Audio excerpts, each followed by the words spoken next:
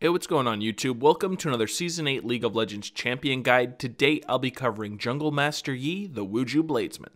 Pupil, show me what you have learned. Alright, so let's start off this guide by looking at Master Yi's pros.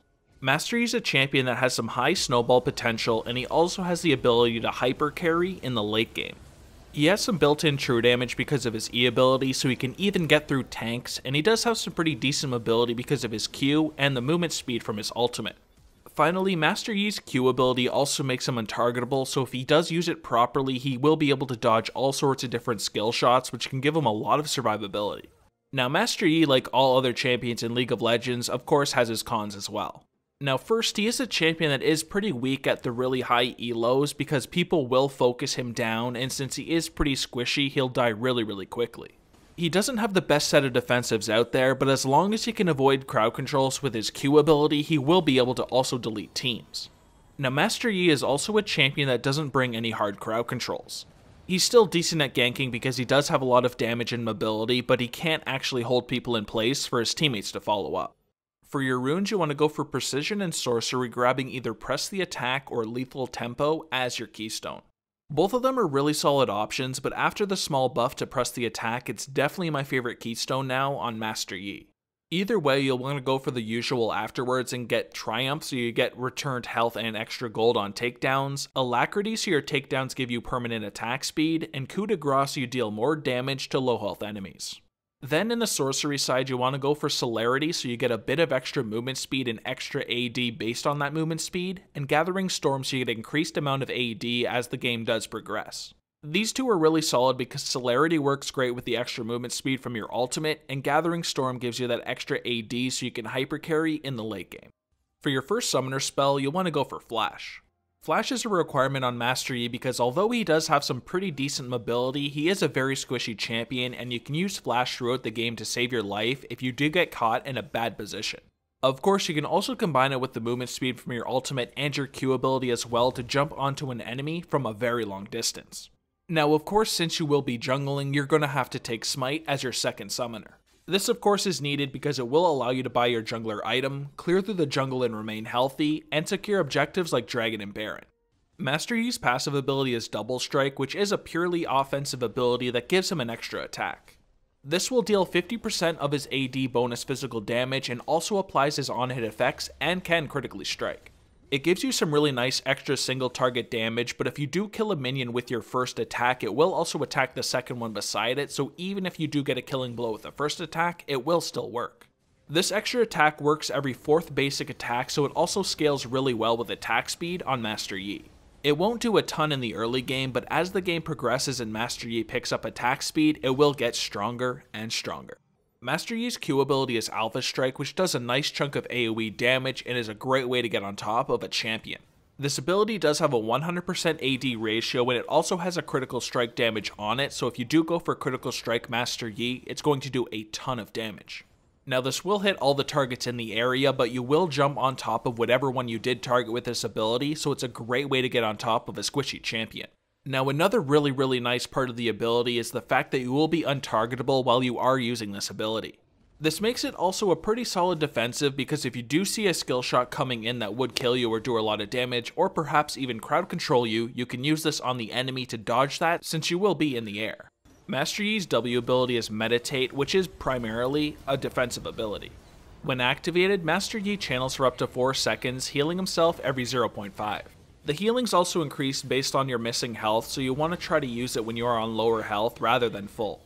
Now this does also have a scaling damage reduction of between 50 and 70% as well, so if you do think a lot of damage is going to be coming into you, you will want to activate this ability to reduce it as much as possible. Now this ability will also pause your Wuju Style and your Highlander's duration as well, so it is okay to use even if you did use your ultimate. Finally, this is also an auto attack reset, so you can use it quickly and stop it to just get an extra auto attack in, but usually Master Yi will have so much attack speed that this doesn't really matter too much. Master Yi's E ability is Wuju Style, which is another offensive ability that gives him some nice extra attack damage and can even give him true damage. Passively, Master Yi gains 10% AD as bonus attack damage while Wuju Style is not on cooldown.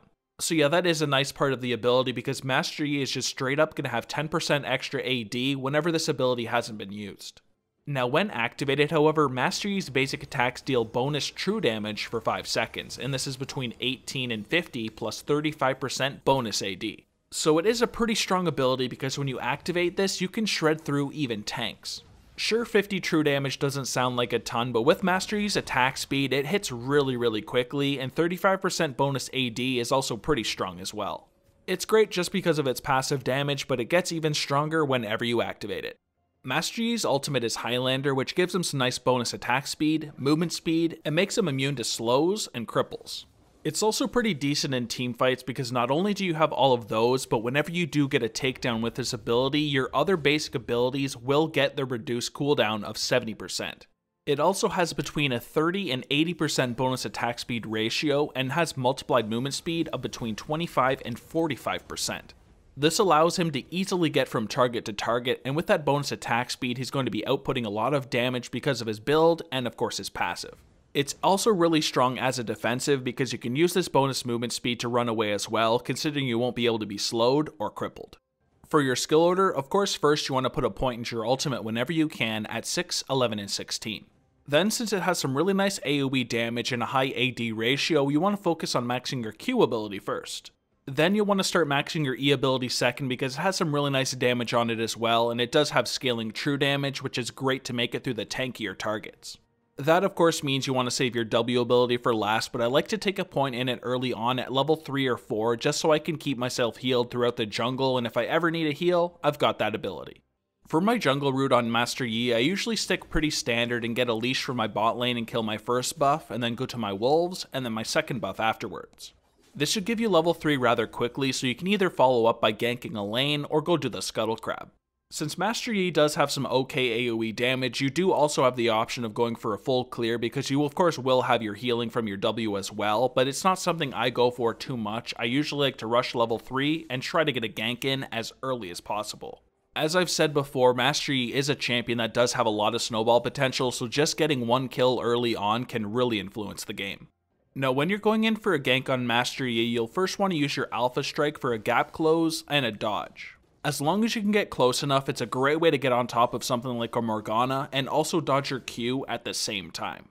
Now, if you are level 6, you'll also want to activate your Highlander as an attack speed steroid to output as much damage as you can, but it's also a great way to get on top of the enemies with the movement speed. Then finally, when you actually make it to the champion, you want to activate your E ability to start doing true damage as well. You don't have any crowd control, so usually you want to gank a lane that's either really pushed or has some form of crowd control so you can get on top of them and delete them. Now, as for team fights, you have to be very patient.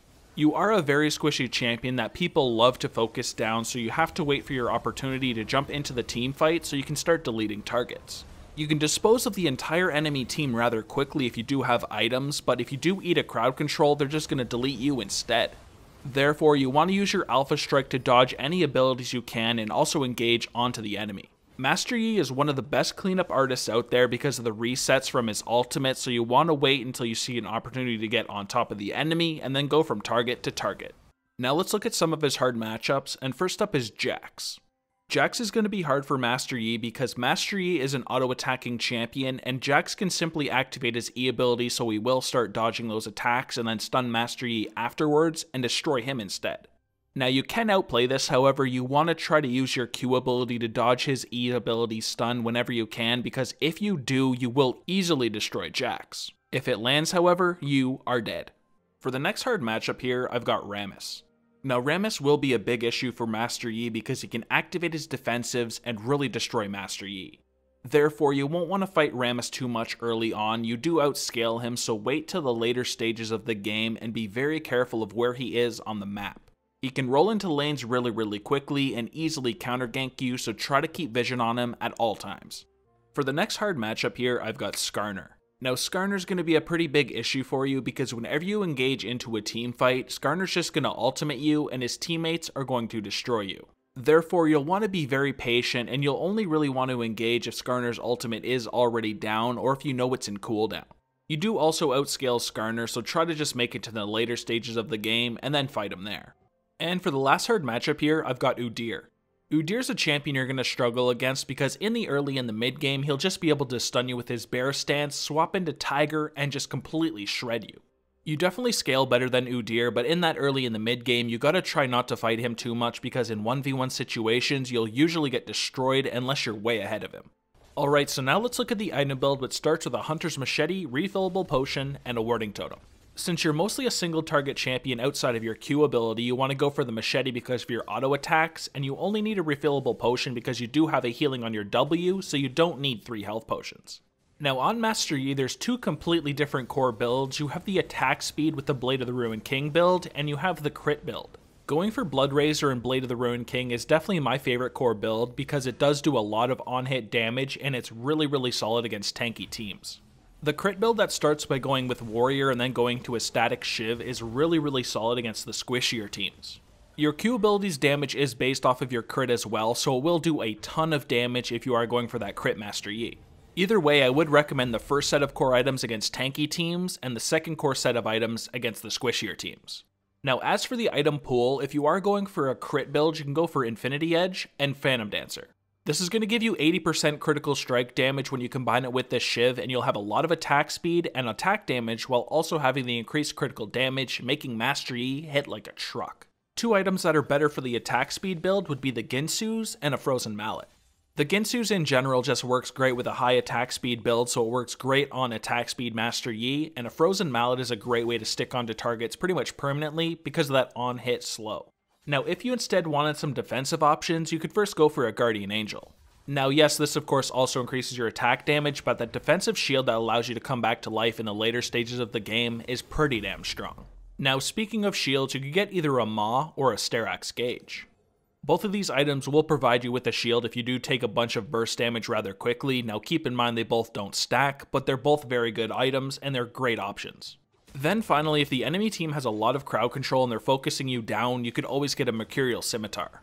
This is a great way to add some lifesteal into your build and also have the option to break a crowd control in case one does hit you. So now here are some example full builds.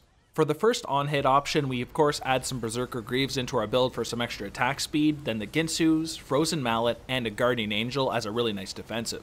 As for the crit build, we instead add that Infinity Edge and Phantom Dancer to get that 80% crit and nice critical damage, and then also finish it off with a Guardian Angel so we have that awesome shield that allows us to come back to life if we do end up dying. And that's all I've got for Jungle Yi.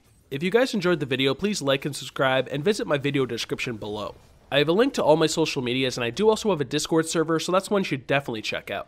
But other than that, thank you guys a ton for watching. I really do appreciate it, so take it easy, have a good day, and peace.